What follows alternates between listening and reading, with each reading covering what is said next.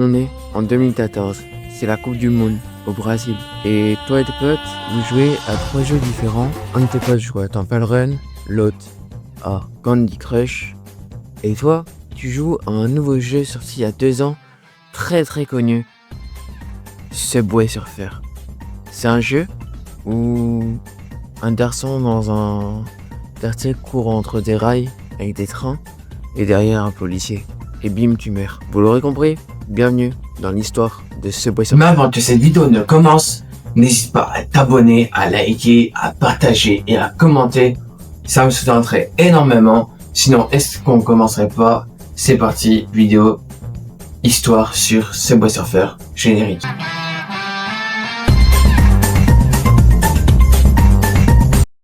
En Danemark, il y a 2 studios, Cibo Games et Kilo, qui au début des années 2010, ces studios travaillent déjà sur des jeux mobiles. À cette époque, le marché des smartphones explose, avec iOS, Android, avec notamment leur iPhone, leur Samsung, etc. Et donc les développeurs cherchaient des jeux simples, rapides et addictifs pour mobile. L'idée de base était venue d'un concept artistique, les créateurs voulaient faire un jeu inspiré du street art et de la culture graffiti. Un des fondateurs de Cibo a expliqué que le concept venait d'une fascination pour les graffeurs urbains, les trains de métro couverts de graffiti, la culture street.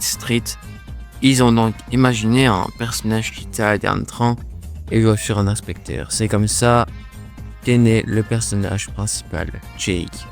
Et plus tard, d'autres personnes vont arriver, dont un ninja, un rocker, un robot, et l'antagoniste, un policier avec son chant.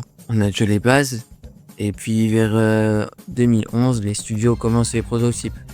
À cette époque, un nouveau type de jeu devient populaire, le runner infini. Un jeu influence beaucoup leur concept, Temple Run. Et c'est un personnage qui court à travers une jungle et un temple. Et donc grâce à ça, ils inspirent les développeurs veulent faire un runner mais avec plus de fluidité, une vue derrière le personnage, des animations très dynamiques. Les premières mécaniques testées sont courir sur 3 rails de train, sauter les obstacles, glisser sous les panneaux, changer de voie avec un swipe. Ce système est optimisé pour les écrans tactiles. Le jeu a été développé avec le moteur Unity et le style des visuels était très important. Les artistes ont choisi un style cartoon coloré pour que le jeu soit grand public et léger sur smartphone. Avant le lancement officiel, les développeurs ont fait beaucoup de tests pour rendre les contrôles très simples, augmenter la vitesse progressivement, créer une boucle infinie.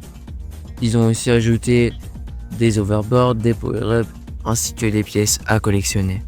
L'objectif, c'était de faire un jeu facile à jouer, mais difficile à maîtriser.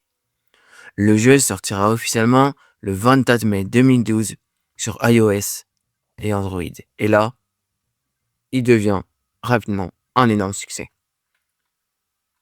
Et puis, avant de sortir le jeu,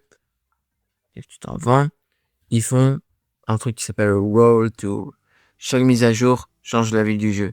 On a du New York, du Tokyo, du Paris, du Rio de Janeiro. Cela permet de garder le jeu populaire pendant des années. Plus tard, le jeu devient populaire. Il comptabilise plus de 4 milliards de téléchargements, un des jeux mobiles les plus joués de l'histoire. Il dépasse même Temple Run, Candy Crush ou bien encore Angry Bird.